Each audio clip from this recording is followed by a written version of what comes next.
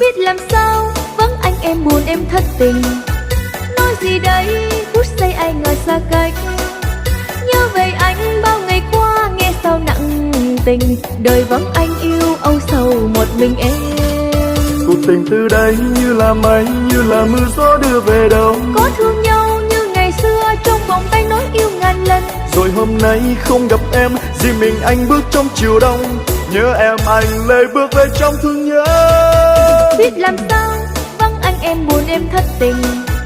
Nói gì đây phút giây ai ngờ xa cách. Nhớ về em bao ngày qua nghe sao nặng tình. Đời vắng em yêu âu sầu một mình anh. Đời vắng em yêu âu sầu một mình anh. Đời vắng em yêu âu sầu một mình anh.